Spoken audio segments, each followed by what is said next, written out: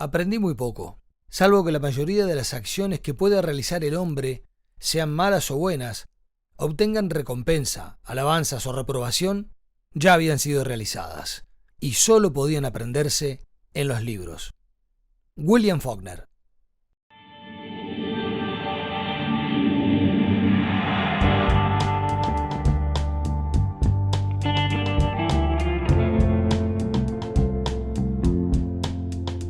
La Tierra Dividida. Conversaciones sobre libros.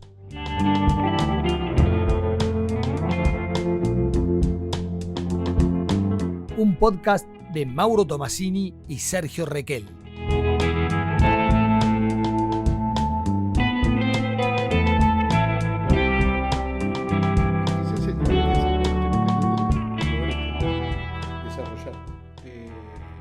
Sí. ¿Estamos ahí? Estamos acá. Bueno, tarde. Iba a contar, antes de empezar iba a contar que fui a la presentación del libro de Blixer. De Samuel. Y porque el Tupac Gate es el Tupac Gate. ¿No? Yo lo estoy leyendo. Y bueno, el promedio de edad era Sí. 250 años. Sí. Digo, ¿no? Divino. Sí. ¿Qué tipo ansioso que es él, eh? Sí. Ay, se sentó y se quería ir ya. Pero está, lo tengo para leer ahí. Porque, Yo lo empecé a leer. Bueno, Está. Son columnas que salían en brecha, además. Claro, ¿no? son columnas en base al archivo. Pero, Y después ahí como algo novedoso, ¿no? O novedoso no hablado, o que no está tan, o no se ha escrito Sí. tanto sobre el tema de la guerrilla cuando intenta salir al monte, ¿no? la guerrilla rural. Pero bueno, no he encontrado todavía la lectura del libro y voy por la mitad aún. Bueno, partiendo de la base que Samuel y que es un tipo muy interesante siempre, en este caso, es un libro ahí, digamos. Se volvió a reeditar de Samuel Blixen, Sendik, ¿no? Ese es uno de los mejores y que sí, estaba re agotado. Bueno, además era de Trilce, además. Además cerró, claro. Bueno, lo sacó ahora la editorial el Barretín. El Barretín. Y lo voy a sacar un libro que me parece que es de lo mejor escrito. De lo mejor. Y una biografía por demás interesante, por más que sea una mirada particular la de él. Me parece que es un libro para leer. Es más, no lo leí ahora, lo leí hace años pero absolutamente recomendable. Absolutamente impresionante. Bueno, ¿todo bien? Bien, ahí tratándome de acordar de cosas que tenía que ya se me había olvidado para este podcast, ¿no? Porque lo atrasamos, estamos casi sí, un bueno, mes atrasado. y bueno, lo que pasa No, que pero digo, en este mes, que nos atrasamos por motivos ajenos a nuestra voluntad, en algunos casos, fue un mes que pude destinar un buen tiempo a la lectura, entonces... Y a elegir bien, o más o menos bien. Y además venía con una idea hoy y que la cambié hace, ¿cuánto? 72 horas. Y bueno, y acá estamos. Yo tenía una cosa en el tintero. Sí. Que, o sea, calculo que debe haber sido la semana o la anterior que suspendimos, no me acuerdo, pero sí. Hace 2 semanas. Sí. Que murió Tatsuya Nakadai. Uno dirá, ¿quién es Tatsuya Nakadai? Sí, bueno, encantado. La última parte de Ram, cuando van a tomar, digamos, el palacio, hay un viejo sentado, canoso, que es una escena de un valor estético absolutamente impresionante. Él después se va y atrás se incendia el palacio. Él es Tatsuya Nakadai. Era ese. Además, esa escena que pasa la flecha por atrás con fuego, una cosa de loco. De gran Akiro. De gran Akira Kurosawa. También hizo Harakiri, que es otra de Sepui, que es muy buena. Es un tipo que está preso y sale. Y va a buscar al jefe del clan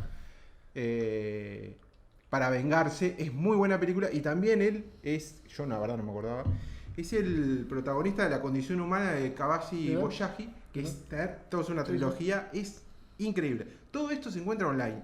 Digo, para que el que quiera lo puede ver. Ya sabemos, en nuestra página preferida soviética, que no es soviética, es rusa, pero que suben todo y claro, como no baja nada porque no Lo que sube no se baja, claro, digamos. no se puede bajar. No se puede, digamos. Claro. Así que nocu.ur.ru está ahí todo. Después habría que ponerlo, promocionarlo en Hay nuestra página. Hay una página que se llama Instagram. Malversa, Sí. que está en Ocu, que la cantidad de películas que no se encuentran es pero impresionante. Películas yugoslavas, pero digamos de las anteriores a Kusturica, están todas con subtitulado. Bueno, fue uno de los países de Europa del Este que más se apostó al cine, ¿no? Partiendo de la base que Tito...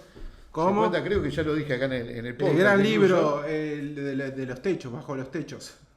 No me acuerdo, yo creo haberlo visto en un documental de Tito, que Tito con su mujer veían una película todos los días.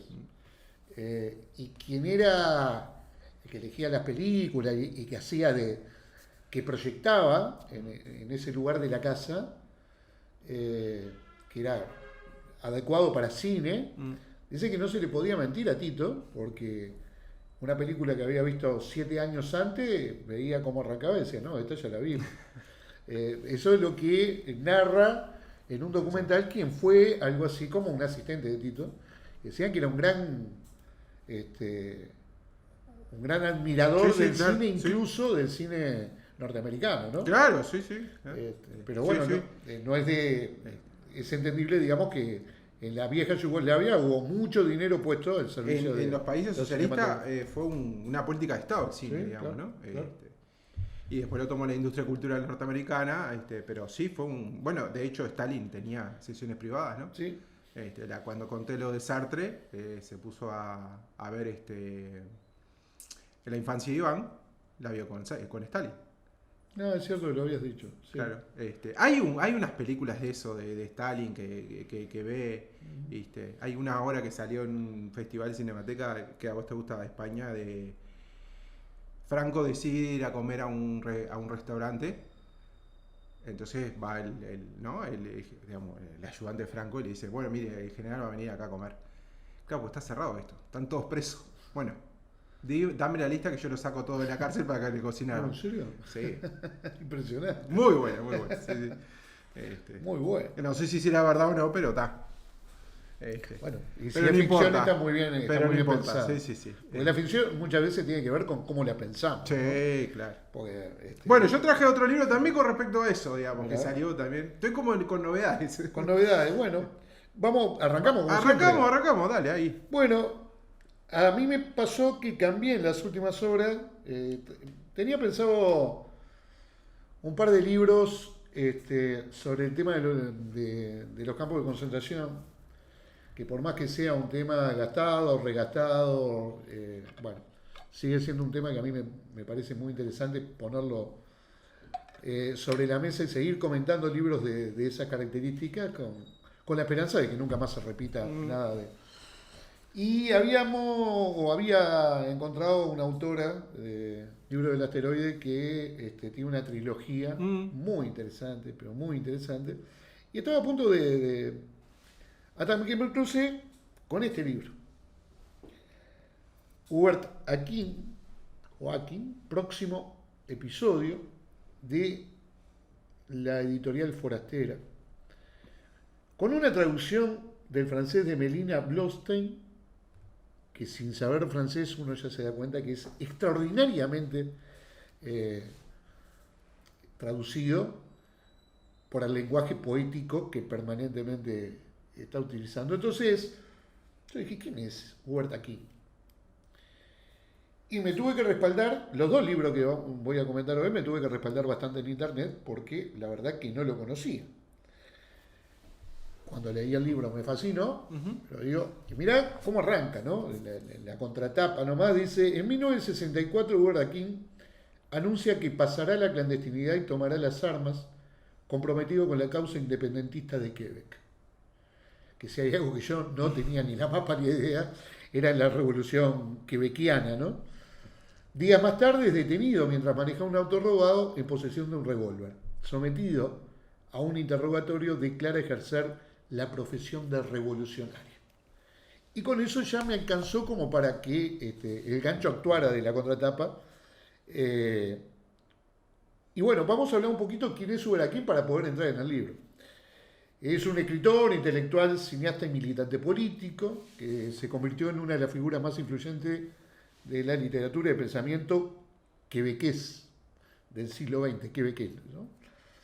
Su obra, marcada por una experimentación formal, en esta novela se ve claramente, la reflexión de identidad y el compromiso político, lo ubica como uno, dicen, de los grandes novelistas de la modernidad de Canadá. Nació en 1929 en Montreal y estudió ciencias políticas en la universidad y luego se graduó en cine en París. En 1950 y comienzo de los 60 trabajó como guionista, productor y director para la National Film Board de Canadá y paralelamente inició una trayectoria literaria colaborando en revistas, etc. ¿Qué es lo que más se destaca de él? El compromiso político, ¿no? Por la independencia de Quebec, justamente. Que en 1964, cuando es arrestado, en esto que dice la contratapa, es internado en un psiquiátrico, porque las dos novelas van a tener una relación con los psiquiátricos, o los dos libros, ¿no? Y escribe este próximo episodio en el manicomio, en el psiquiátrico.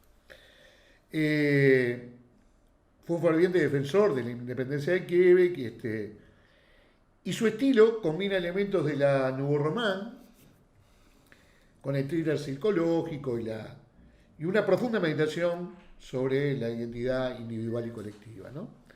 Aquí mantuvo durante unos años una vida intelectual intensa, pero también sufrió episodios de depresión que lo llevó que en marzo del 77 se suicidara. Y hoy es considerado como un referente dentro de esta literatura de Quebec. Quise enterarme cuál fue su actividad política, porque uno cuando busca información, hay un documental en francés, escrito en francés, hablado, en francés, se llama, después busco cómo se llama, porque lo tengo anotado por ahí, que el problema es que, claro, hay que seguirlo, pero hay testimonios de escritores, de militantes, dura 1 hora y quien maneje algo de francés, además está subtitulado en francés, en la lectura se hace un poco más llevable, yo no pude, digamos, pero podría. Pero bueno, participó en el movimiento independentista, fue uno de los miembros más activos y articuladores del RIN, Rassemblement pour Indépendance Nacional, digamos. El primer partido político importante dedicado explícitamente a la independencia de Quebec. Ocupó un puesto en el ejecutivo de ese partido desde su fundación en el 60 hasta el 68 o el 69, cuando él comienza a abrirse de la actividad política, un poco descreído y un poco que también creo que llevado por su propia enfermedad. Lo que hablábamos, que pasó a la clandestinidad en el 64, en un arresto porque lo agarraron en un auto con un arma de fuego, lo acusaron justamente de la ilegalidad de manejar eso, y fue detenido pocos meses, creo que 4 o 5 meses, luego fue liberado y ya él siguió con su actividad. Pero, de vuelta, un poco reiterando que fue una persona que tenía cierta tendencia a la depresión, etcétera, etcétera. Después de este incidente, y a fines de los años 60, hoy es un día complicado acá en Ruido, pero bueno, se va a pasar igual. Como verán, es un día complicado. Más que habitualmente. Sí, esto estaba todo preparado. Sí, estaba todo preparado, por eso estamos grabando esta exactamente. hora. Pero decía, después de este incidente y a fines de los años 60, King comenzó a distanciarse de la actividad política partidista, aunque su compromiso con la causa independentista nunca desapareció. Y algo importante, rechazó un premio, prestigioso premio al parecer, gobernador general por una de sus novelas, y la rechazó citando razones políticas y su crítica al Estado canadiense que otorgaba el premio. Bueno, ¿qué me pasó a mí? Ahora, dicho esto medianamente. Leo este libro y la verdad que tiene un lirismo, tiene una una escritura de una densidad, pero de una trama poética tal que resulta realmente raro leer en estos tiempos, y más raro aún es que se tardó 50 años en traducir, 60 años en traducir a este buen escritor, a este gran escritor. Lo cual ¿no? Uno se sorprende de decir, ¿por qué se demoró tanto? Y celebrar que Forastera, que es una editorial independiente, una editorial... Un capítulo aparte. Un capítulo aparte, celebrar que, además de que tienen en su catálogo 4 o 5 textos extraordinarios, en este caso, ¿qué trata el próximo episodio? Bueno... Perdón, y que es una editorial de traducciones, que lo dice así. Exacto. ¿No? O sea que francesa, ¿no? Su objetivo principal son las traducciones, o sea, son un grupo de traductores, ¿no? O sea, y la estética me parece de una calidad extraordinaria. Las historias del próximo episodio se presenta como un manuscrito en progreso, escrito por un narrador sin nombre, que van confluyendo. Narrador y personaje en algún momento de la novela coinciden, ¿verdad? Intentó hacer una novela de un thriller sin salir de ninguna de sus cauces. Utilizó el concepto de thriller policial con todas sus reglas. Eso lo nunca se aleja de él. Y tiene la misión, el personaje de la novela, que es asesinar a alguien que trabaja para los servicios represivos de Canadá y se desarrolla en Suiza a través de un seguimiento que le hace en el viaje especialmente para matar a esa persona. La verdad que la novela es una especie de narración de la acción de la novela con una reflexión permanente, y a mí me interesó sobre todo poder leer 2 o 3 partes para que se pueda entender lo que estamos diciendo. Hay una gran reflexión sobre el amor, porque conoce un personaje que es K. Hay una enorme reflexión sobre eso y nos damos cuenta con el paso de las páginas que K perfectamente puede ser esa patria que intenta liberarse, ¿no? Pero primero vayamos, dice, me someten a una pericia psiquiátrica antes de llevarme a juicio. Pero sé que esa misma pericia contiene un postulado tácito que confiere su legitimidad al régimen que combato y una connotación patológica a mi empresa.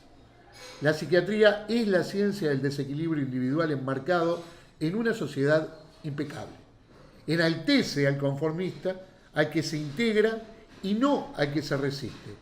Glorifica todos los comportamientos de obediencia civil y de aceptación. No solo combato la soledad acá, sino que también el encarcelamiento clínico que pone en duda mi validez revolucionaria. Luego, sigo con esto de la reflexión que él hace de la revolución, del ser revolucionario, que se va acoplando a la otra narración, que es la de la novela en sí.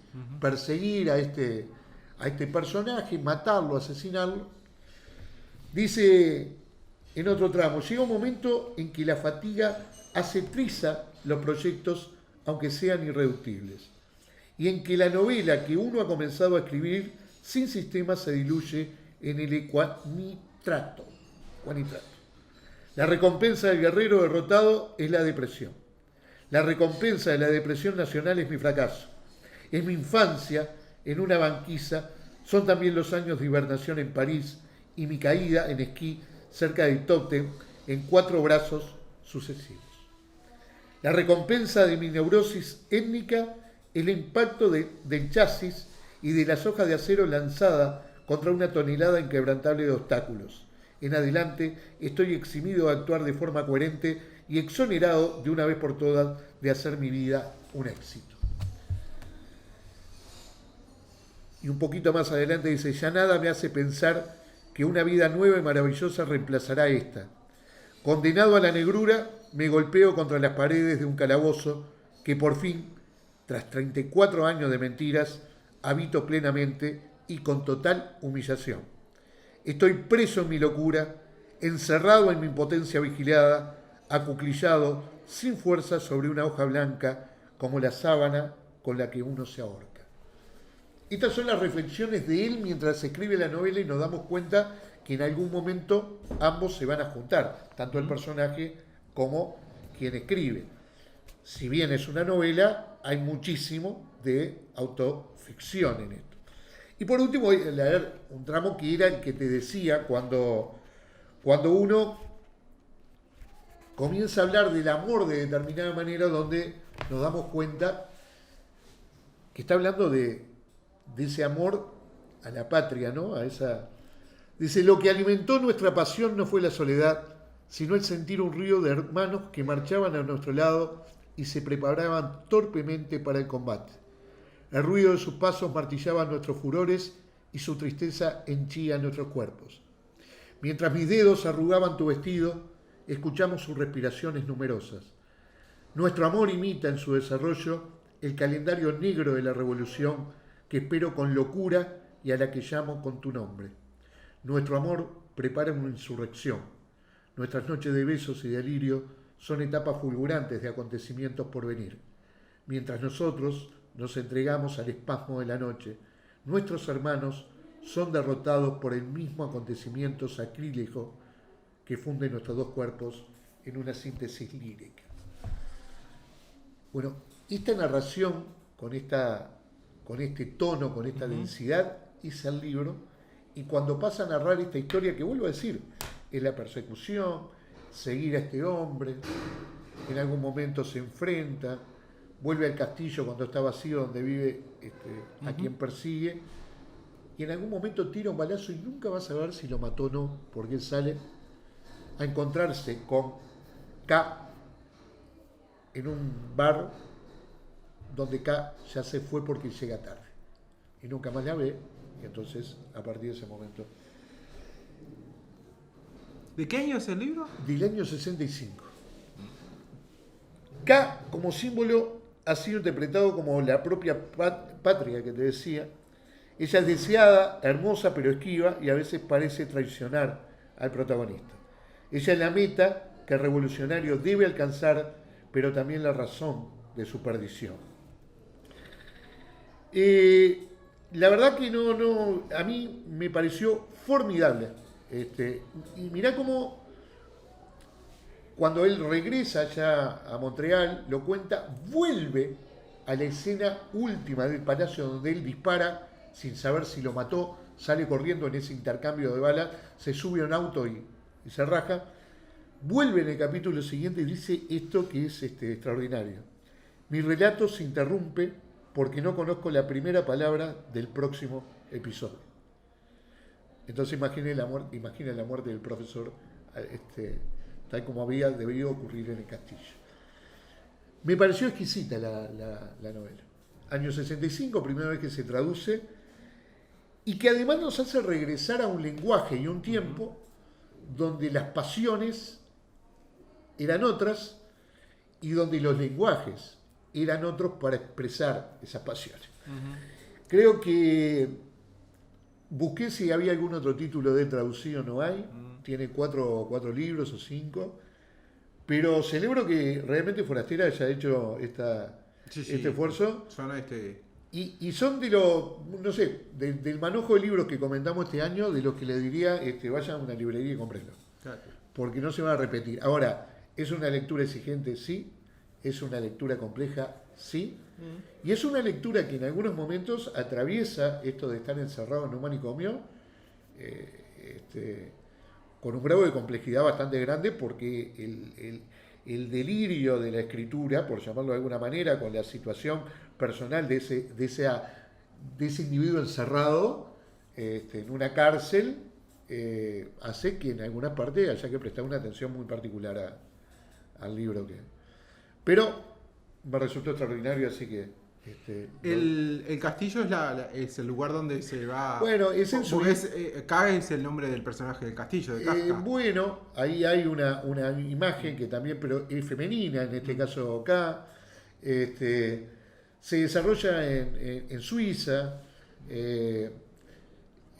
Hay una trama que que en realidad es menor, si vos leís la trama, inclusive tengo entendido por otra cosa que leí, que el tipo le gustaba mucho la Fórmula 1, de hecho la practicó al parecer, y entonces comprendés, digo, que buena parte de los tramos de la novela habla de persecuciones en auto y cosas, y tengo entendido que además fue como uno de los que propició que la Vuelta de Canadá en Fórmula 1 en Quebec. En Quebec, ¿no? Sí. Pero bueno, esas cosas que me pareció realmente extraordinario. No, habría que ver ahí el problema de los consumos culturales también de, claro, con Canadá tener a Estados Unidos como Claro. tapándolo, ¿no? Sí, habría que entender bien lo de Quebec como para habría poderlo... que entender Quebec. Yo no. Yo sé que toda esa parte de ahí tiene sí un gran... hay muchos documentales sobre cuestiones ambientales con grupos originarios, ¿no? De ahí, que tienen que tienen toda una simbología con el mar, con la caza de focas y todo ese tipo de cosas, ¿no? Que están muy cercanos al polo, Sí. que hay toda una serie de cosas, pero no mucho más que eso, digamos. Yo, por ejemplo, me anotaba por acá que digo, el relato del espionaje se disemina por el texto, ¿no? Constantemente interrumpido por las reflexiones de la escritura, del suicidio, del amor, del Quebec y de la revolución.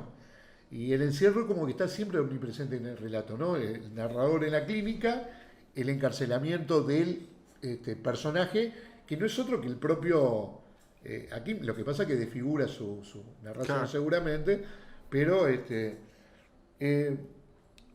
recomiendo de verdad. Bueno, me pareció estupenda, ¿no? Yo justo tengo una recomendación porque ayer justamente ayer estrenaron, por lo menos en Cinemateca, creo que ya la habían estrenado en otros cines, la última de Panahi, que ganó la Palma de Oro, que se llama Un simple accidente. ¿Por qué vengo con esto? Porque justamente es de un caso exactamente parecido a esto. Panahi es un escritor iraní que ha estado sistemáticamente preso. De hecho, ahora le dieron 1 año por esta película. El anterior es un peliculón. Ha filmado, si no me equivoco, filmado preso. Claro, o sea, entonces él no podía salir de una aldea que le habían deportado y filmó desde la aldea la película anterior. No se encuentran osos, es un peliculón. No se encuentran osos. Es un peliculón. Y ahora hizo otra y con esta le dieron otra pena de 1 año, ¿no? Digo esto y no voy a contar, o sea, podría contar el argumento, pero el argumento es que una persona va manejando con su familia, se ve que atropellan algo o pasan por arriba algo, se les descompone el auto y van a una estación, van a pedir ayuda, dicen que no tienen ayuda, pero que le pueden ayudar a arreglar el auto, y ahí hay un hombre que ve a esa persona que cojea y lo reconoce como un represor. Que además a mí me parece que es como uno de los temas que también en el Cono Sur está, ¿no? ¿Qué haríamos si... que no, como cosas que uno veía y cosas que, por ejemplo, que cuentos de uno que sabe que veía a su represor en la calle y terminaban conversando, ¿qué haría uno? Uh-huh. Bueno, y ahí se desata un montón de cosas increíbles. Él lo reconoce pata de palo, porque tenía una pata, no tiene una pierna directamente, y ahí empieza a desencadenarse cosas hasta muy cómicas y muy trágicas, ¿no? Minimalista es solamente esto. Uh-huh. Y después él lo va a buscar y después suceden cosas. Pero digo, esta cuestión también de los represores, ¿no? Bien, la recomiendo 100% si la pueden ir a ver, de Panahi. Creo que están todos los cines. Bueno, yo traje 2 libros, raros entre sí, la verdad, no tienen nada que ver. Uno es de Troy Andreas Araiza Cockins, que se llama Poder Popular Anarquista, Sindicalismo Disidente y Lucha Armada en Uruguay, 1956-1976, de Culmen Ediciones. Este muchacho es la tesis de doctorado que hizo en California. Y yo no dice dónde es, pero calculo que es argentino y él vivió acá mucho tiempo o tiene una relación con Uruguay. Él estuvo mucho tiempo viviendo en el Barrio Sur, etcétera, etcétera. Esta tesis la hizo en el 2024 y la tradujeron recién en esta editorial que es argentina, que tiene libros dedicados al anarquismo, ¿no? Hay otro libro de Pascual Muñoz también. Está bastante bien la editorial, tiene algunos descuidos igual, pero bueno, como cuesta editar a veces. Pero bueno. Es un hallazgo para mí, ¿por qué? Porque primero yo no leí tanto, o por lo menos hay todo, a ver, vamos a empezar de vuelta. Hay toda una serie de cosas de los libros sobre el pasado reciente de las organizaciones sindicales o políticas, que hay como capaz que tres, ¿no? Tres grupos.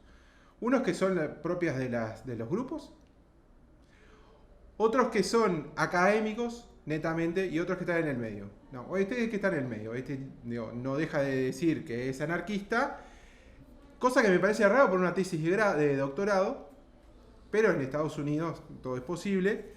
Pero a su vez hace una investigación académica, si se puede decir, ¿no? Tiene para mí varias cosas. La primera es que no utiliza mucha hemerografía y bibliografía uruguaya. Eso a mí me resulta. Si bien hace citas y comentarios, pero por ejemplo la hemerografía, que era, o sea, de los diarios, no revistas, era un valor impresionante para las épocas, ¿no? Digo, cuando no había ni redes, etcétera, etcétera. Después hace muchas entrevistas que conoce mucha gente, básicamente de la FAO y de otras organizaciones. Y utiliza mucha bibliografía en inglés, ¿no? Ahí hay dos cosas con eso. La primera es que, sobre todo en Estados Unidos, hay buenas investigaciones porque hay buenos documentos, digamos, ¿no? Es decir, tienen acceso a muchas cosas que nosotros no tuvimos. Por un lado. Pero por otro lado también es una mirada externa, ¿no? Es toda una discusión la escritura y la historia de estos tiempos. Cómo se debe escribir, ¿no? Me acuerdo que Barrán decía que había que escribir sin adjetivos, sin nada. Lo más neutral posible. Imposible, ¿no? Pero también es cierto que tenía razón. A veces él se desliza en algunas opiniones y la verdad que en momentos caen en ingenuismo, ¿no? Se desliza. ¿no? Se desliza y se esconde. Suenan en unos lugares comunes como diciendo, bueno, cosa que también es cierto, creo que tiene un grado el anarquismo de a veces un romanticismo excesivo en algunas cosas, ¿no? No en todos, pero sí en algunas cosas. Y además, hablar de anarquismo sí que es difícil, ¿no? Porque el anarquismo plantea una cosa imposible para el día de hoy. Pero bueno, el libro va... además los anarquismos que surgieron. Además los anarquismos, sí. Bueno, Cristian Ferrer, yo le digo que está viejo ya, pero dice cosas muy interesantes, que para él dice que el anarquismo es imposible el día de hoy. ¿Por qué? Pero es bueno escucharlo. Lo más interesante para mí del libro, porque creo que la etapa de la dictadura, es como que ya se ha escrito bastante, y ahí como que también se entrelazan las investigaciones, creo que empiezan las investigaciones más de la totalidad, ¿no? Sobre todo los previos al golpe y el golpe. Pero lo más interesante del libro es que, bueno, sí, obviamente rescata a la FAO y a todo ese proceso que se desarrolló de la FAO, al OPR, la ROE, su participación en la CNT, esas discusiones muy interesantes, ¿no? Que se dieron, 60, esas discusiones que se dieron. Con los sindicatos frigoríficos. Exactamente, toda la fragmentación que había, la polarización entre el Cerro de la Teja, etcétera, etcétera. Por supuesto están los debates monstruosos con el PC, con sus sindicatos propios que tuvo el PC, nos recordamos que empezó en el 56, la primera unión sindical es la Fora, que es anarquista, ¿no? Pero además también empieza su transformación ideológica, ¿no? En toda una cuestión, digamos, casi de ética pura que planteaba el anarquismo, pasaron a interpretar y a incluir otro tipo de personas que no estaban dentro de ese molde, ¿no? Que esa es mucho de los 50 y 60, que de hecho decía el partido también lo hace, ¿no? Nosotros leímos con Sergio un libro que se llama Los Camaradas, donde después del golpe del 55 el Partido Comunista, en el diario oficial empiezan a incluir los juegos y las carreras a caballo, cosas que antes no. Bueno, hay todo un modelo de inclusión de gente que no estaba tan, ¿no?, como en ese modelo estricto, porque si no era imposible. Entonces el anarquismo también entendió eso me parece muy interesante de contarlo, y empiezan obviamente, bueno, sus tensiones con el MLN, con el coordinador, lo formaron el coordinador al principio, después se distanciaron. Sus impresiones con la Revolución Cubana, que ellos siempre la tuvieron como un norte también, o sea, siempre había que apoyarla, el internacionalismo, muy del anarquismo también, ¿no? Su apoyo a las olas, sus discrepancias con otros que no apoyaban a las olas, ¿no? Y ahí empieza a darse todo, empieza a contar toda la parte, digamos, bueno, sí, de la lucha armada, de cómo empiezan a apoyar, ¿no?, los grupos, cómo empiezan a hacer los operativos, ¿no? La FAO son los que secuestran a Molaguero, digamos, ¿no? Por un apoyo. Ahí se ven las tácticas, cada uno por su lado, etcétera, etcétera.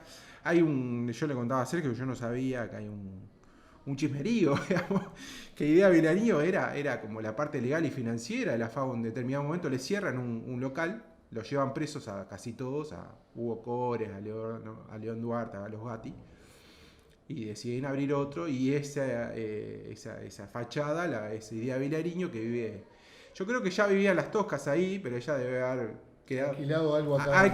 No, y calculo que ella daba clases acá, capaz que se quedaba, digo yo, y ella adelante tenía su lugar donde escribía, ahí así se dice, y atrás se funcionaba local, ¿no? Financieramente.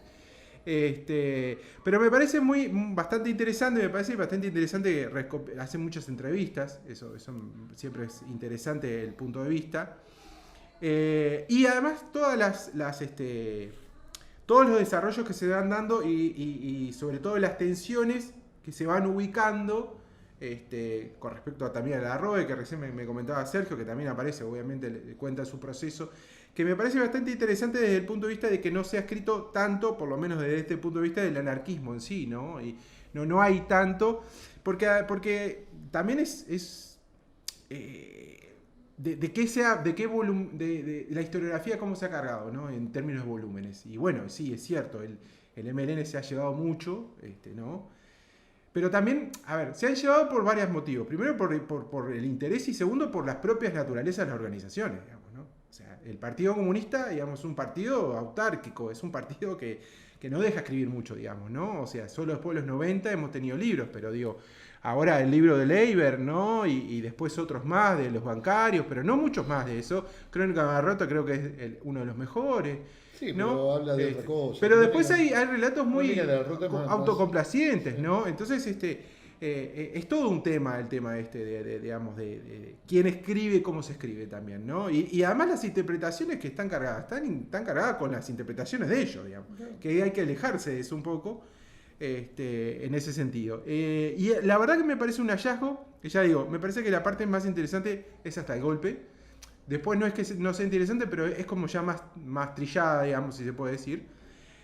Obviamente que empieza a aparecer el OPR-33 y empiezan a haber esas desplazamientos entre el marxismo y el anarquismo, antes el anarquismo, después toda esa vuelta que se da al PVP. Que dicho sea de paso que claro, había unos cuadros sumamente interesantes, ¿no?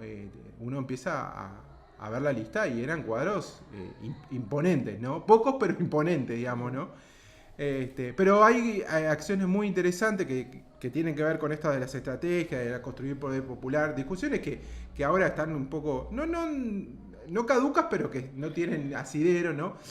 De construir poder popular, tomar el poder, bueno, todo ese tipo de cuestiones. Y a mí una cosa que yo hace tiempo que creo que no leía un libro de estos, me llamó mucho la atención que muchos de los derechos que se están hablando de volver atrás ahora en muchas de las reformas, por ejemplo laboral, hace poco acá el CEO de Mercado Libre dijo que había que liberalizar, cambiar de derechos, ¿no? Claro, son muchos de los derechos que se estaban peleando en el momento, digamos. Por ejemplo, el de Molaguero es que los hicieron trabajar sábado y domingo sin pagarle sábado y domingo, y esa fue uno de los puntos de exclusión. Y cosas muy nimias, si se puede anticipar al hoy, ¿no? Muy ridículas, si se quiere decir. Pero que uno leyéndolo ahora y enfrentándose al momento de hoy, dice, bueno, o sea, están como medio como en crisis esos tipos de cosas, como, bueno, no sé, bancos para las mujeres en determinados lugares, o sea, determinados llegadas tarde para X personas, es decir, cosas no grandes situaciones. También hay una cuestión bastante interesante que se cuenta bastante bien para mi entender, que es la relación con la FEU, ¿no? Toda la relación con la FEU, el anarquismo. Y hay varios temas que, bueno, para ir como cerrando, que capaz que uno ya lo sabe, o yo me olvidé mucho, pero en 1968 fue el año de mayor conflictividad en el mundo. En el lugar donde fue mayor conflictividad en el mundo fue en Uruguay, ¿no? Y hay otros temas interesantes. De los temas más interesantes que trae la bibliografía norteamericana, trae estadísticas.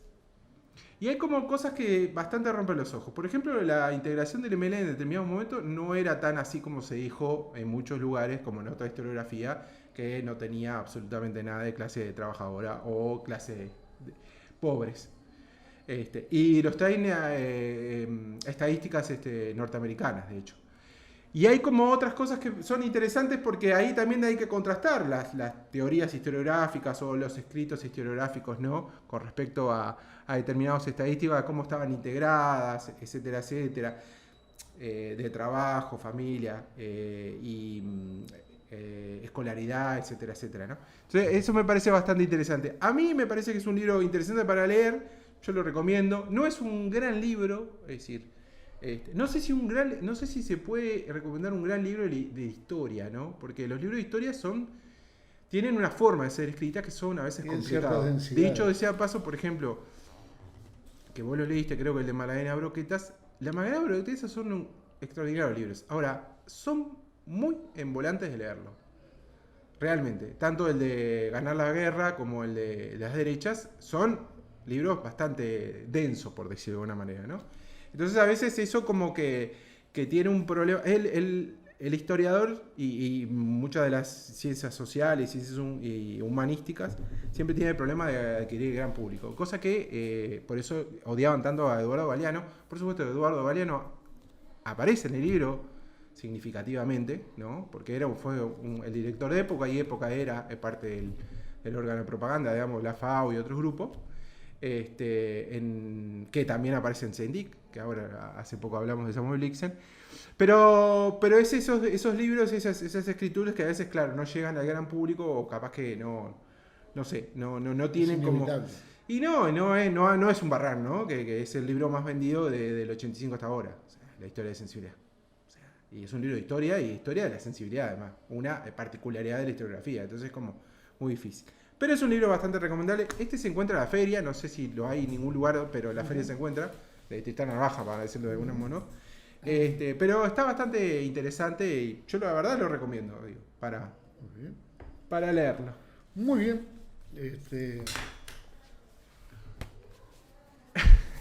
No, me quedé pensando, digo, que son libros que muchas veces este tipo de editoriales no tienen la distribución y que justamente lo voy a encontrar en la feria a través de... Sí, a veces los propios dueños de la serie. Bueno, sí, de todas maneras en internet este libro está, como bien anarquista, está libre.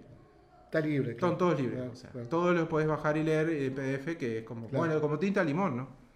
Tinta Limón, algo parecido también, y la Traficante de Sueños. Traficante de Sueños, pero... Sí. En Tristán Narvaja está, o sea, había más ejemplares porque se ve que ellos... Bueno, es buen dato para saberlo también.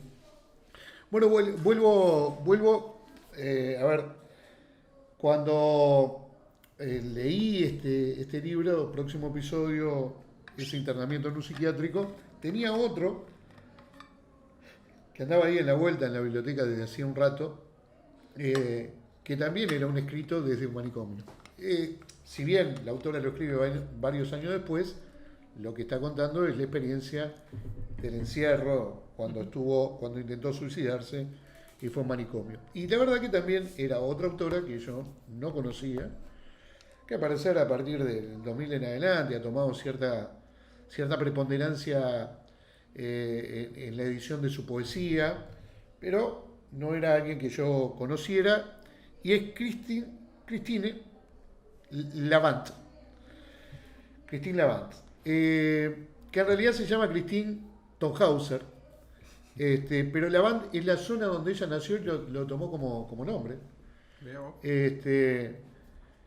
Austríaca, que nació en 1915 en el Valle de Lavant, justamente, en el estado de Carintia de Austria, región de la cual tomó su nombre literario. Provenía de una familia muy pobre, era la menor de 9 hijos y creció en condiciones económicas duras y en un ambiente rural conservador. Desde pequeña, Lavant sufrió diversas enfermedades, varias, que afectaron la visión, la audición y su salud general.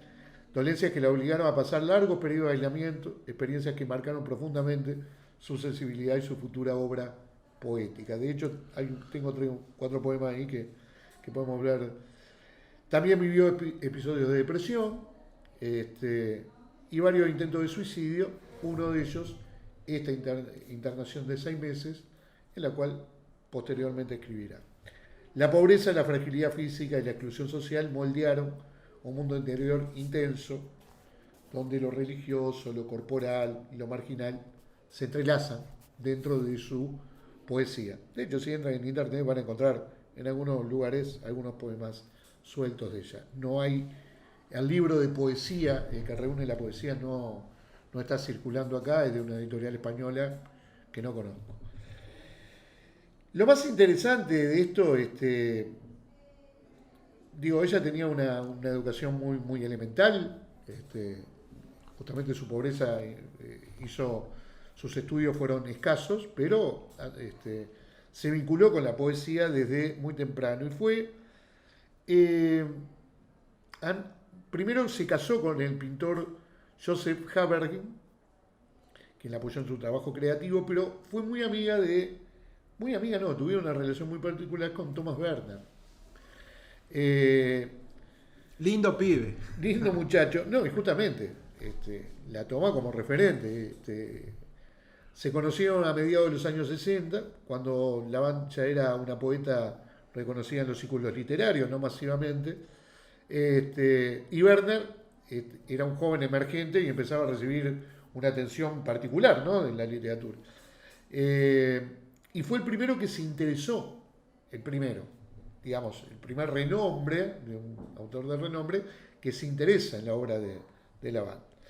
Dice que es una de las grandes poetas místicas del siglo XX, eso lo afirma Werner.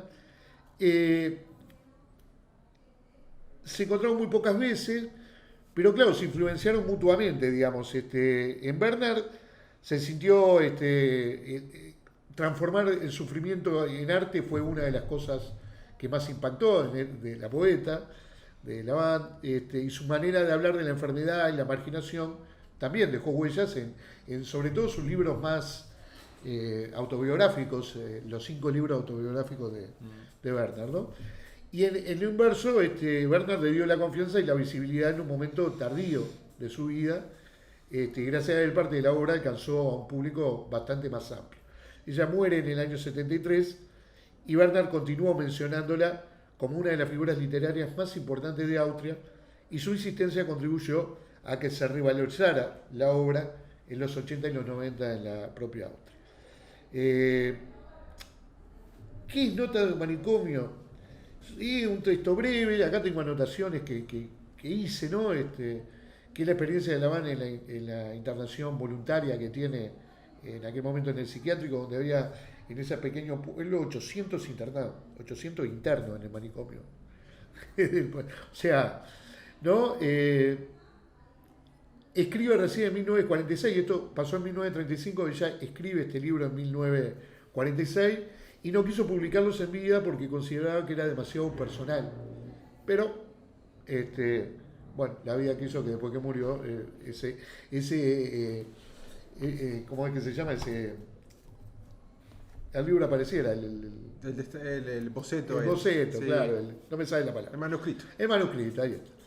El libro no es una novela, no es un diario ordenado, son diálogos que tiene con los internos, son diálogos que tiene con los médicos, pero también anoté como 2 o 3 cosas que pueden estar interesantes dentro de la reflexión que ella hace en el internado. No cabe duda que el impacto que tiene su pobreza, porque además era asistida por el Estado dentro de esa internación, termina por impactar dentro de las reflexiones que hace. Y hay cosas que son muy interesantes. Dice, quizá consiga usted en un año que alguien la coloque en algún lugar, le dice algún médico. Dice, quizá solo quiere escribir poesía, dijo una voz aguda desde la ventana, alguna de las internadas. Todos se rieron, ¿por qué no podría reír yo también? Dice ella, ¿no? Sí, querida, dijo el hombrecillo, tendrás que abandonar esos hábitos. Escribir poesía con U es posible. Seguro que ni siquiera sabe escribir correctamente, pero quiere escribir poesía. Mire, colega, estas historias suceden cuando un minero cualquiera cree que tiene que enviar a sus vástagos a la universidad. Bueno, mi niña, la poesía la deja para otros, y cuando el médico te haga entrar en razón, pasado 1 o 2 años, hasta te alegrarás si consigues que una señora te adiestre para que hacer las faenas domésticas. ¿Entendido? Yo estaba roja de ira, dice, aunque el médico jefe, este era otro médico que le hablaba, le hacía una seña por abajo de la mesa que ella veía, que aguantara 6 meses, que en 6 meses se iba, ¿no? Y después tiene como reflexiones muy interesantes cuando dice, se tiene que buscar un novio, le dice el médico. En la primera charla, el médico jefe, dice, le respondí rápido, sobria y objetiva.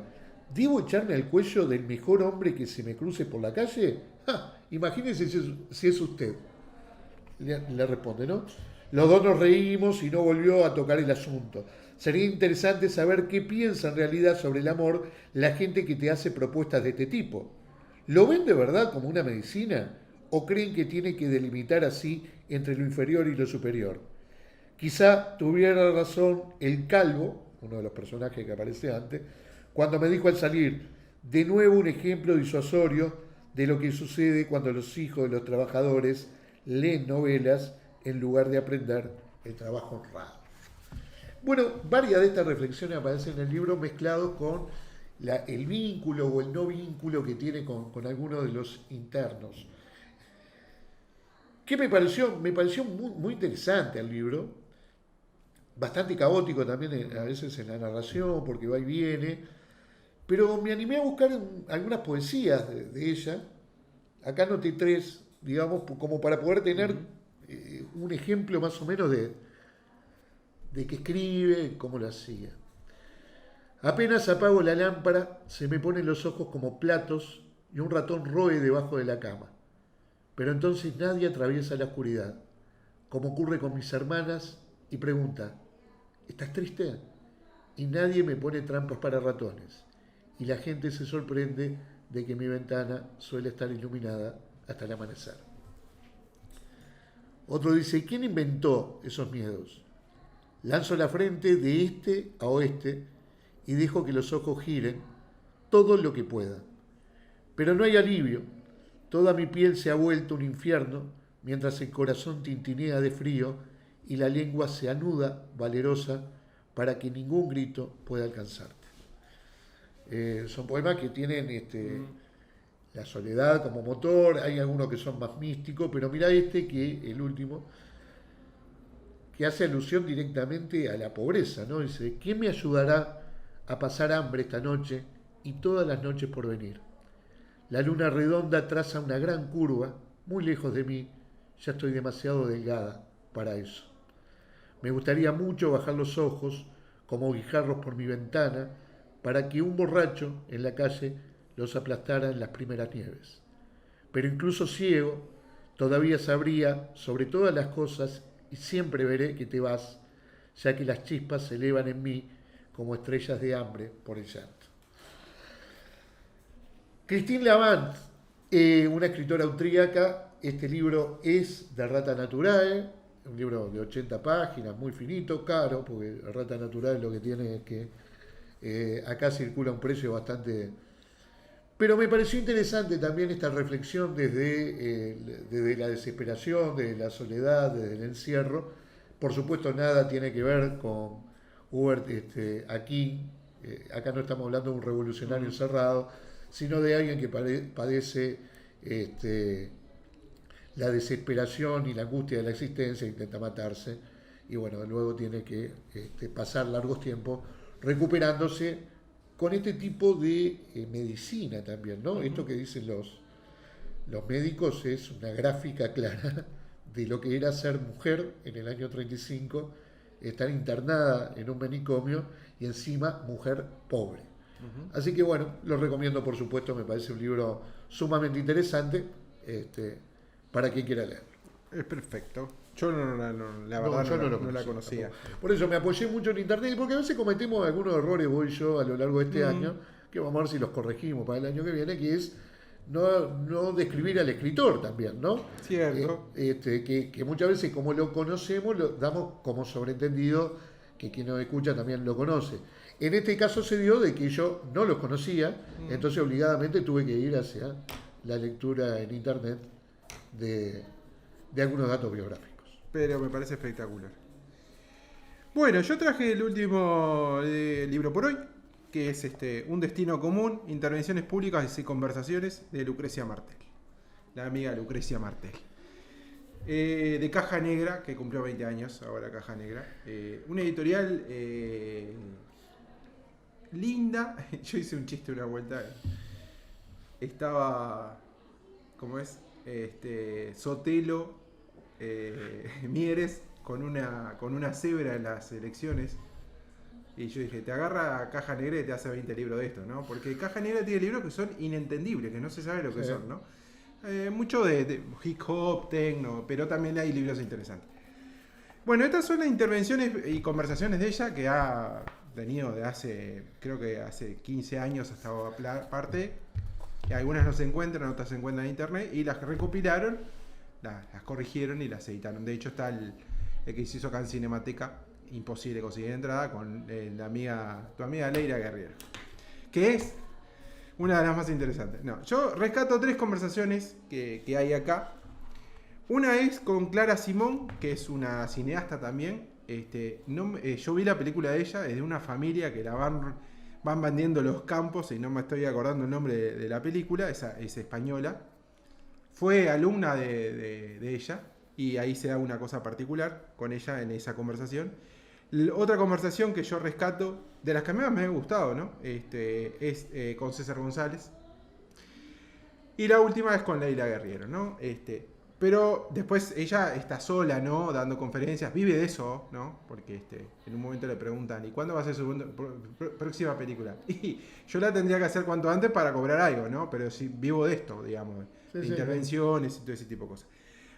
Ya que estamos, vamos a empezar con, bueno, Lucrecia Martel es argentina, es de Salta, es cineasta, digamos, ¿no? 61 años tiene a esta altura.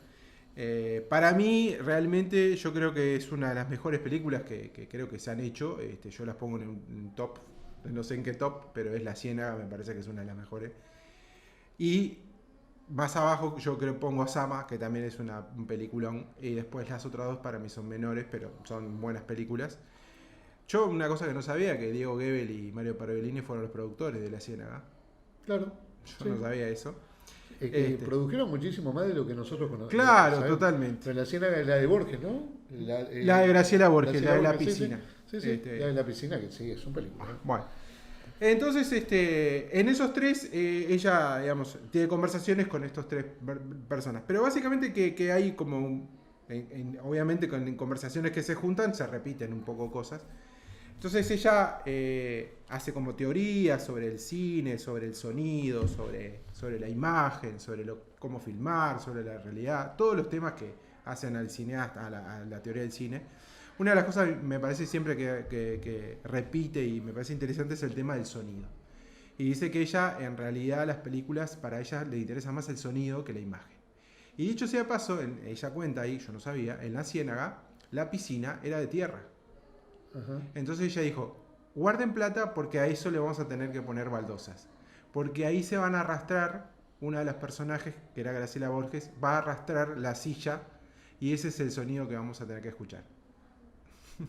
Y es cierto, Graciela Borges en un momento, antes de caerse, arrastra la silla. Y de hecho, en otra película, en La Virgen sin Cabeza, donde es una persona que aparentemente atropella a alguien y ella sigue largo, es solamente ella manejando y hay un ruido y sigue largo, pero para bastante tiempo. Pero es solamente eso. Es decir, ella hace mucho hincapié y hay una cosa que dice muy repetidamente, dice, ustedes vayan a las librerías y vean las teorías, los libros sobre teoría de la imagen y de teoría del sonido. Teoría de la imagen hay 500 y en teoría del sonido no hay ninguna. ¿No? Y ella repite todo el tema del sonido y la importancia en el cine que está en desuso o que no sea no se trabaja adecuadamente para ella, ¿no? Y bueno, y después ella ya digo, ahí en esas 3 intervenciones que ella hace con César González entabla un tipo de discusión que es muy particular de César, que es el tema de la representación, ¿no? Y el tema, ¿quién es la persona adecuada para representar qué? Y es el cine de César, ¿no? César tiene una visión de que, bueno, él asesine de la villa, que tiene que hacer por villeros, que es incomprendible para que otras personas puedan hacerlo. Y ella inclusive le discute ese tipo de cosas. Porque lo que tiene Lucrecia en este libro, que deja bastante claro, es que no se lleva por el mainstream que hay en términos de, por ejemplo, de género. Ella dice, yo no soy feminista y yo, o sea, a mí, una buena película es una buena película con guión y no importa si habla de mujer o no. Y también el tema de la tensión con César González, que en determinado momento empieza a tensionar porque dice, no, mirá, yo creo que vos perfectamente podés hacer una película sobre un country y representarla, ¿no? Es la famosa, digamos, discusión de qué filmar y cómo filmarla, ¿no? Y una de las cosas sí que a mí me parece que de César que es interesante, que César, que es el tiempo en el cine. Y este es un problema del hoy que hay, sobre todo las películas que hemos hablado de la duración, que la duración es un valor estético. Hay una famosa película de Chantal Akerman, una de las mejores, que dura 15 minutos en una escena. Es una madre, que es una trabajadora sexual, no me va a salir el nombre, pero es 18 Brumayo, no sé qué, es una dirección que se le critica mucho a ella, y son 15 minutos una mujer haciendo la comida. Entonces cuando se le pregunta a Chantal, ¿por qué hizo eso? Y porque ese es el tiempo que le lleva a ella. Entonces, ese es un problema en el hoy, en el cine de hoy, cuando todo es rápido y cuando es el argumento. Y una de las cosas que ella va en contra, Lucrecia, es del argumento, ¿no? Que no se citan argumentos, ¿da? Y tiene que ver mucho con las conversaciones, ella rescata mucho las conversaciones y sobre todo la teoría del sonido dentro de las imágenes. Que de hecho, Sama, que creo que mejoró la novela para mí, realmente, la verdad, la película me parece superior a la novela, es la teoría del aburrimiento. Sama es totalmente monótona. Sobre todo, no sé si te acordás la parte de aquella que va al tipo cuando le cortan el muñón. Lo leí hace poco de vuelta. Porque lo iba a reseñar junto con otro de Sara Gallardo y Sara Gallardo. Sí, Sara sí, Gallardo. Sí. Y a lo último no lo terminé reseñando, pero lo leí hace poco de nuevo. Sí. Es tal cual. Entonces, es todo como un combo que hace de cuestiones que tienen que ver con el hoy, y tienen que ver con la rapidez y todo ese tipo de cosas, ¿no? Que me parecen bastante atinadas y bastante interesantes. Y claro, digamos. Pasa que es un problema. Es un problema de mercado también. Es un problema de estos tiempos, digamos, porque si nosotros tuviéramos que explicarle a alguien, de sentarnos a hablar una hora y pico sobre 4 libros, sí. Te agarran a balazo, digamos, porque hoy tenés que explicar esto en 2 minutos, en lo posible con un streaming que haga payasadas, mostrándote, no sé, circulito de me gusta y no me gusta, no sé. Creo que el cine atraviesa el mismo problema que la literatura, porque buscamos también aquellos libros que tienen o son más leíbles a aquellos libros que tienen una gran cantidad de diálogos y no internarnos en libros que tienen una narración extensa. Totalmente. Hoy, ¿quién lee En busca del tiempo perdido?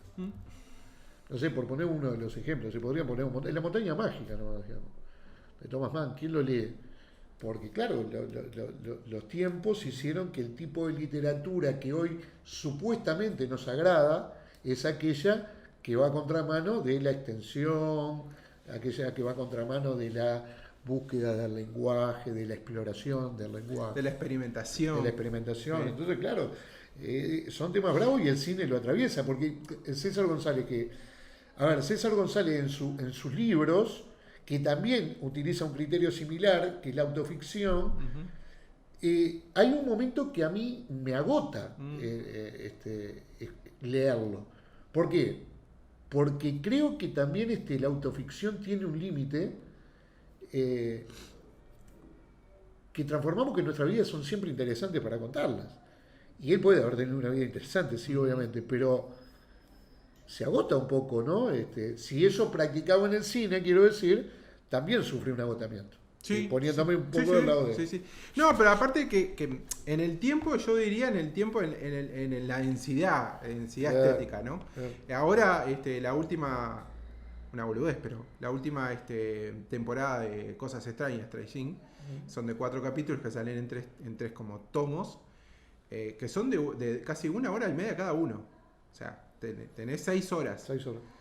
tuvo un pico cuando se estrenó ahora el 26 de no sé cuántos millones de veces. Son 6 horas y pico. Entonces no es el problema del tiempo, es el problema de la densidad. De la densidad estética, sí, que claro, ¿no? Sí. Un monólogo de 50 páginas, ¿no? Claro, lo que pasa es que ahí volvemos a lo mismo. Claro, por ahí te volvemos a lo mismo, a los recursos, al tiempo que uno le dedica a escribir también, hay un montón de cosas, ¿no? Sí, y además con esto de la autoficción, más allá de César, se está haciendo difícil leer libros porque son todos de autoficción. Y eso que yo estoy leyendo uno ahora. Que la gran pregunta, lo que escribe César, ¿qué tan diferente es a esta novela, ahora no me sale, seguí lo que yo ahora te lo digo? ¿Sí? No, para terminar, estoy leyendo el libro de Leslie Jamison, ¿sí? Astillas. Pero eso es una cuenta la historia de su separación, su alcoholismo con su hija, que tiene además una enfermedad. Pero es una novela. Claro. Es una novela. Sí, y claro, tiene recursos literarios de novela. De novela, claro. Te decía lo de César con Cometierra. Claro, sí. Con lo de un escritor que ahora no me acuerdo, Luis, que es librero. En la Argentina, Luis no me sale el apellido, que lo edita Factum. Que tiene como 6 títulos de infancia hasta su adultez por todo lo que pasó de miserable su vida, obviamente. Sí. Llega un momento que agota porque no hay elementos ficcionales que asuman la responsabilidad de que el libro tenga una voz propia. Sí, totalmente. Bueno, y una de las cosas que, hablando de eso, que ella dice es, por suerte que el cine es ficción, que no es verdad. Por suerte, dice ella, ¿no? Que no encuentro esa parte porque tiene otras partes del silencio, que estaba hablando y del sonido, dice, la definición más práctica de silencio en el cine es la ausencia de lo que uno espera. Es una tradición o una expectativa, y eso es tremendamente útil. Creo que de lo que se trata de narrar es de administrar las traiciones. ¿No? Bueno, hace como este tipo de apreciaciones que son muy interesantes, y una de las cosas que dice es justamente eso, ¿no? El cine, por suerte, es ficción, el cine no es verdad. A lo cual ella, en un momento determinado, dice, por suerte, y también dice, y por suerte, yo no fui, porque ella en un momento dice que quería ser actriz, y por suerte yo no fui actriz porque es horrible, porque tengo que ser otra, y eso me resulta terrible para una cuestión de locura, ¿no? Y ahí ella, como lo enlaza en esto de los guiones también, ella no tiene guiones preestablecidos, tiene una guía, pero ella se ubica más por lo lateral, las viñetas de los guiones, que realmente el guión. Uh-huh. Entonces ella va a conversar con los que dice que para ella es una de las cosas peor que tiene, que es conversar con los actores, y bueno, y explicarles más o menos por dónde va la idea. Pero es una cosa como que no está prearmada, ¿no? Y en esta cuestión también del argumento, que ella dice que como que si bien es cierto que hay una cuestión final, pero que uno se va como que va construyendo la obra al momento que la va haciendo también, ¿no? De determinadas cosas. En Sama, dice que no le dio la plata, pero en un momento determinado le gustó que las gallinas tuvieran como moños, como pelucas nobles, de la nobleza. Entonces, claro, le dijeron, eso es mucha plata. Viva, ¿no? Sí, claro. Pero ella quería como esas pelucas de noble, y que no se pudo conseguir, ¿no? Bueno, con César tiene esas cosas que me parece que esa intervención es bastante interesante. Con Clara Simón tiene una que me parece interesante, que fue estudiante, que ella hace un ejercicio que es que le manden audios de gente que está hablando. Random, gente que no se sabe. ¿No? ¿Para qué? ¿El ejercicio cuál es? Después se lo hace escuchar a los estudiantes y ellos tienen que hacer una obra en función de lo que piensan que están hablando. Pero ¿qué pasó? Clara Simón le mandó otra persona, que no sé quién era, una conversación de la abuela Clara Simón. Uh-huh. Y justo que Clara Simón fue estudiante de ella. Que le estaba diciendo que una tía, además empiezan a contar como muy gracioso, que una tía había muerto, y, o sea, claro, no sabían que era la abuela de Clara Simón. Tenían que hacer una obra en función de una conversación, y ella por eso reivindica el tema de la conversación. Me parece muy interesante ese ejercicio, la verdad. Ahora que decís eso, leí un ensayo hace unos días justamente sobre el tema de la conversación, y una cosa que buena está para reflexionarla, cuando Kafka le escribe a Felice, y claro, se niega a llamarla por teléfono porque él fue consciente que el teléfono anulaba lo epistolar.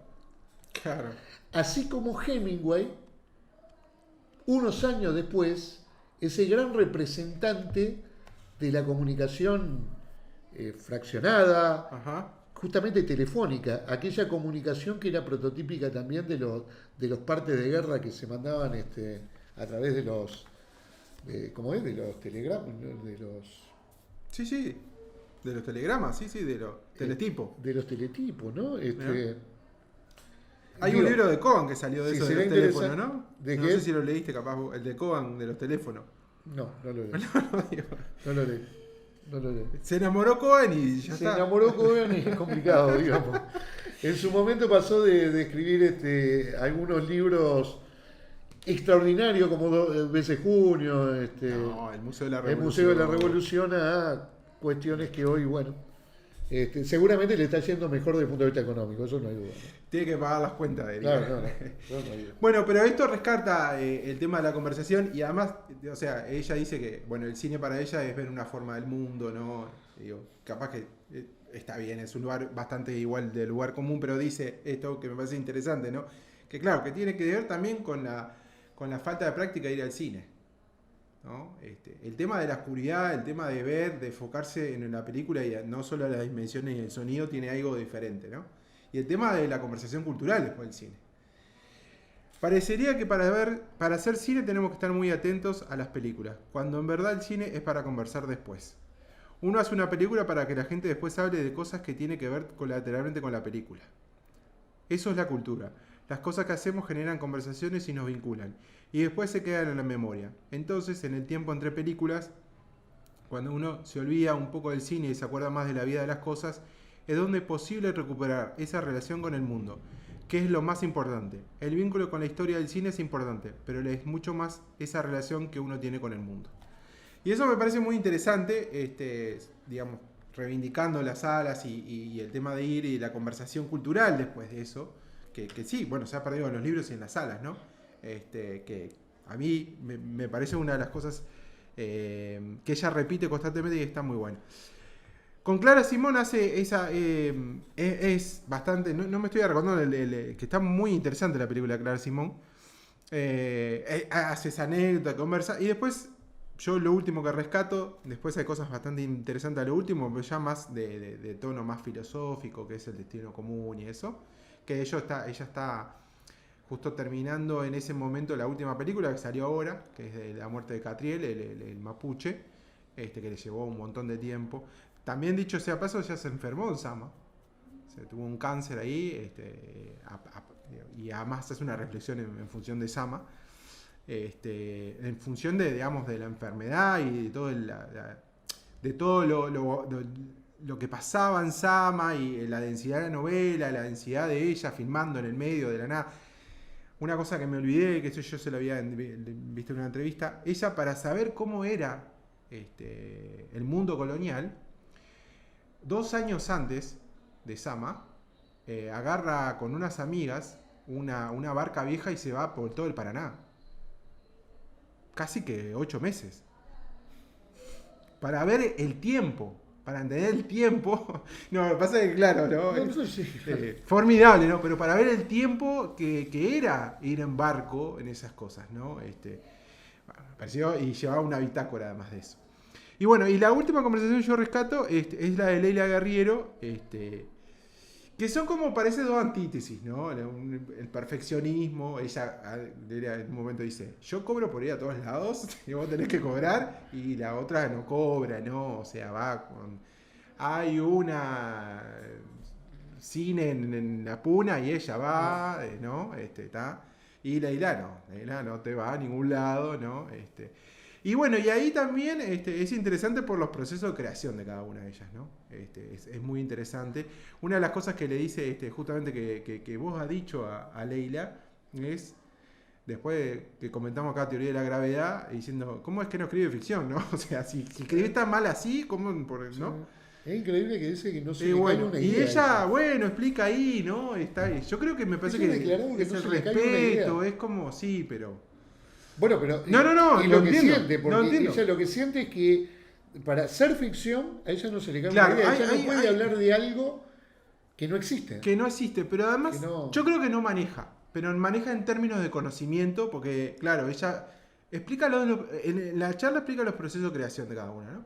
Claro, Leila es un tanque Panzer, ¿no? Alemán, todo perfeccionismo, todo 1, 2, 3, esquemática, ¿no? Sabe todo, revisa, recontra revisa, creo que ahí creo que está haciendo la llamada y si no me acuerdo, me parece que transcribe 2 veces todas las conversaciones de la llamada cuando hace el libro de Silvia. Está 2 veces.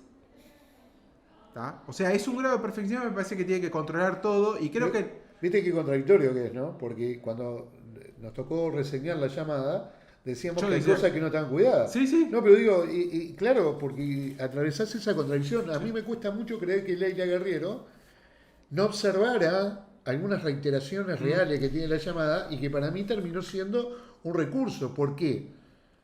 ¿Yo lo reconozco como recurso? No, justamente porque Leila Guerriero es tan detallista, era raro que se le hubiera escapado, cosa que a vos y a mí nos resultaba obvio. En todo caso, resultó ser un recurso que se puede discutir. Si ese recurso, bueno, le aportó algo más a un libro que está formidable. Pero que tiene 100 páginas más. Yo coincido que ese libro tiene, no sé si 100, pero 70 páginas más tiene. Igual no le hace mella, no le da contrapeso, ¿no? Es tan extraordinario como escribe que... Claro, que vos decís. Y creo que me parece que es eso. Y creo que la literatura es como también a veces tirarse al vacío, ¿no? Porque es como eso, digamos, ¿no? Es como aunque uno escriba de uno, o sea, de lo que uno conoce, ¿no? Ficción. Pero claro, es como no hay una entrevista, no hay yo tengo que llegar a tal lugar en el paraje, ¿no? Aquella cuando hacen la del basquetbolista, en Frutos Extraños, se me acuerdo. Sí. ¿No? Que llega en el medio a las 3 de la tarde con 40 grados de calor y va y lo entrevista al basquetbolista que es famoso. Que lo raro de Leila es que alguien que trabajó mucho en la síntesis, porque sus crónicas resultan ser sintéticas, sí. El último baile, el último baile era el de Bailarín de Banamo. Sí, por eso, el último baile, el título. Un baile sencillo. Ahí va. O el libro que escribe En Tierra del Fuego con los suicidas. Los suicidas del fin del mundo. Que había logrado condensar en pocas páginas lo que resulta extraño que en la llamada pone en práctica un criterio inverso, ¿no? Sí. Que es estirar. Estira. Y así que yo pensé, o sea, yo igual creo que es un buen libro, el de Opus, el de pianista. Sí, el de pianista. Pero yo creo que ahí es uno de los, me parece, de los libros más aburridos, o sea, ¿está? No sé, pero... Porque el personaje que toca quizás... Sí, bueno, pero ella toca personajes que los levanta, ¿no? Sí, los levanta. Pero bueno... Lo hace breve. Pero bueno, sí. Lo hace breve. Sí. Lo hace más sostenible en la lectura. Claro, pero bueno, pero es interesante porque hay como 2 modelos de creación distintos ahí entre ellas, ¿no? Y creo que me parece lo más rescatable. Para mí este libro es un libro que de los que podemos decir que puede leer la gente que lee libros, pero que no necesariamente tiene tiene una especificidad sobre determinados libros, ¿no? Que no lee cine específicamente, ¿no? Yo tampoco soy un lector grande de cine de libros, pero es un libro que es más amplio, ¿no? Para los procesos creativos, son libros que sí rompen esas barreras y me parece que lo es también en el formato porque es oral, ¿no? Y además tiene reflexiones muy interesantes, la verdad, ella. Y bueno, yo lo recomiendo 100%, la verdad, que está acá disponible. Repetí el nombre. Es Un destino común, intervenciones públicas y conversaciones de Lucrecia Martel, Caja Negra de Editores. Caja Negra, que circula acá sin dificultades, ¿no? Digo, se puede encontrar. No, pero en esto de la creación, está bueno como analizar esa parte de tipos que son tan puntillosos y que terminan luego mordiéndose la cola. Mordiéndose la cola, ¿no? Sí. Cosas que además como lector lo observas, no requiere una mirada más académica o demás. Como lector te das cuenta, en algunos autores, esta historia de, bueno, si hiciste esto y salió también acá, ¿por qué en esto usás un criterio distinto? Que en el caso de Leila, pero Leila es... No, y además que eso que hiciste vos, o sea, yo creo que Teoría de la Gravedad es uno de los mejores libros. Y es un libro que no es digamos, de los clásicos, ¿no? No es clásico. Por decirlo de alguna manera. No, además las reflexiones, los puntos de reflexión que tiene son yo creo que eso y las crónicas separadas, ¿sí? Me parece que es en Frutos Extraños, hay varios. Hay varios Frutos Extraños. En Chile circulan, por la Diego Portales, circula otros libros de ella, si no me equivoco, también de crónicas. Puede ser, sí, creo. No sé. Yo lo que vi, lo que tengo de ella son editora. Las Malditas, que es editora. Sí. Y hay otra que es ella editora también, pero no sé de...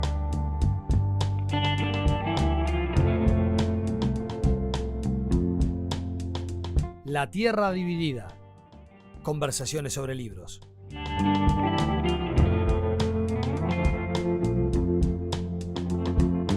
Un podcast de Mauro Tomasini y Sergio Requel.